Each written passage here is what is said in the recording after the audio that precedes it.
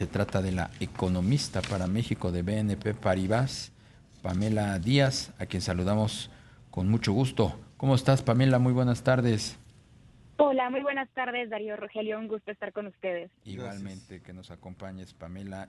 Bueno, pues platicar contigo sobre el dato de inflación que dio a conocer hoy muy temprano el INEGI. No se veía ese número en hace 20 años.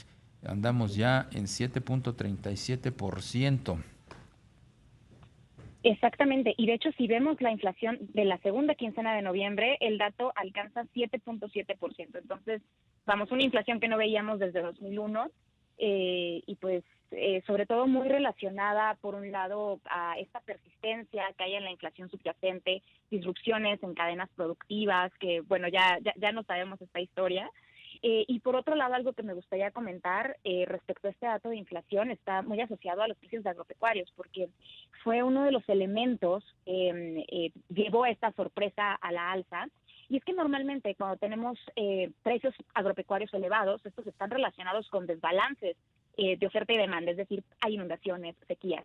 Pero en esta ocasión, este incremento está relacionado con incrementos en precios de fertilizantes, agroquímicos, electricidad, y pues esto nos habla mucho de cómo las disrupciones productivas, de cómo el incremento en precios de insumos está generando ya una afectación mucho más importante sobre el proceso de formación de precios en México.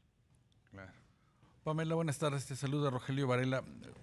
En BNP Paribas, ¿cómo ven el desempeño de la inflación para los próximos meses? ¿Seguirá subiendo? Algunos ya pues la ven más cerca del 8%.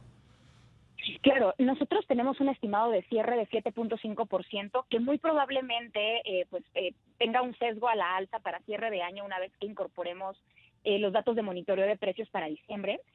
Pero más allá del estimado de cierre, me parece muy relevante lo que tenemos para 2022. Y es que si bien nuestro estimado para cierre del siguiente año está en 4.5%, nuestra expectativa de inflación promedio es de 5.7%. Esto quiere decir que estamos viendo que la inflación permanezca casi 2 puntos por encima de su rango alto objetivo durante básicamente toda la mitad de año. Y me gustaría contrastar esto con la expectativa que se tiene actualmente por parte de Banco de México, que es de 4.6%. Entonces, vamos, hay una divergencia importante que se traslada en una conclusión, y es que mientras Banco de México está esperando que haya una convergencia inflacionaria hacia el rango alto durante el tercer trimestre del siguiente año, nosotros no vemos esta convergencia hasta el segundo trimestre de 2023.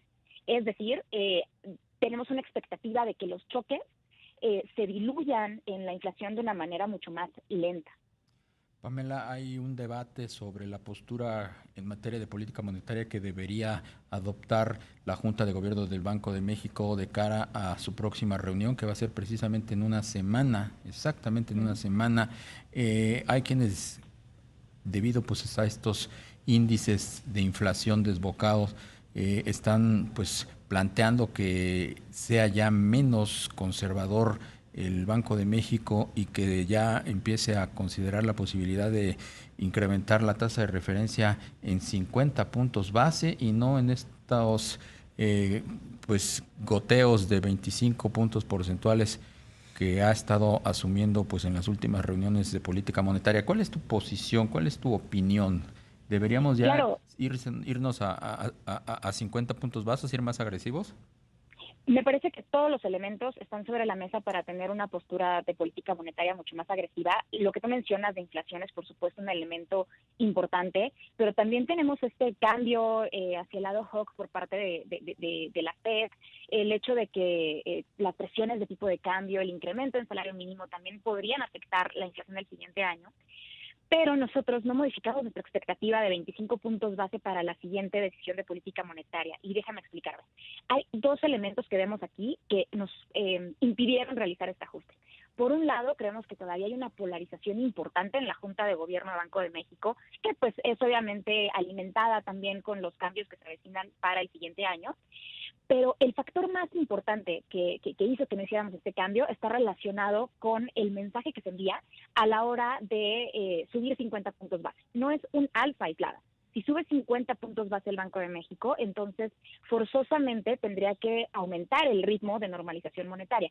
Ahora, esto no quiere decir que no vemos que sí haya un cambio en el comunicado. si bien no estamos anticipando que haya un incremento de 50 puntos base, sí creemos que puede haber una narrativa mucho más fuerte en la siguiente decisión de política monetaria. ¿Cómo? A través de dos elementos. Puede ser que tengamos una decisión unánime, que creo que añadiría muchísimo a la certeza asociada al ciclo de normalización, o número dos, que Banco de México, y esto es algo que ya platicaba en las minutas, publique la trayectoria implícita de tasas que acompaña a sus estimados de inflación. Me parece que cualquiera de los dos elementos mandarían un mensaje mucho más fuerte y mucha más certeza al ciclo de normalización monetaria.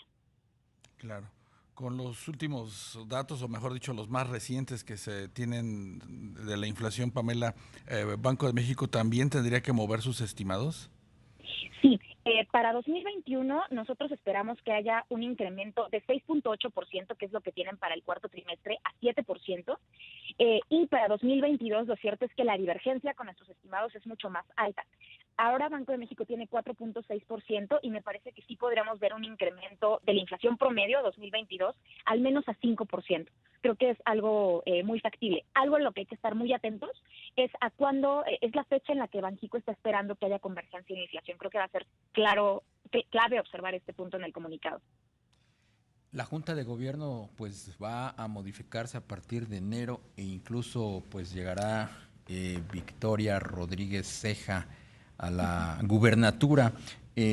Pamela, ¿tú cómo ves el entorno de la Junta de Gobierno considerando pues los personajes que ya la están integrando y más la que se sumará para el desafío que debe tener México en materia de política monetaria, considerando pues estos choques externos, considerando las inflaciones globales e incluso también la de México?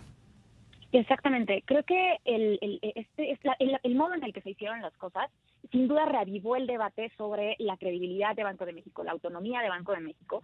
Lo cierto es que sin intentar adelantar ninguna clase de postura de política monetaria que pueda tener la futura gobernadora del banco, sí creo que se puede generar un poquito más de polarización dentro de la Junta de Gobierno, y en este sentido pues añadiría la incertidumbre que hay sobre el proceso de normalización de política monetaria. ¿Por qué? Porque al final del día la nueva gobernadora pues va a tener una postura un poquito más visible, y sí me parece que forzosamente va a tener que pues adoptar una postura de política monetaria relativamente rápido, ¿no? Entonces pues creo que esto puede añadir un poquito a la incertidumbre que hay sobre la Junta de Gobierno, y sin duda, y esto ya está sucediendo, está avivando el debate sobre credibilidad y autonomía. Claro.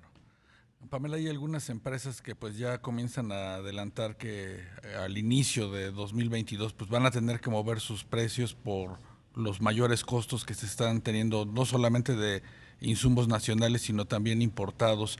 ¿Tú ves algo de inflación reprimida, que todavía faltaría un impulso en productos importantes? Sí, lo que mencionas es muy importante y está relacionado también con la regionalización de cadenas productivas.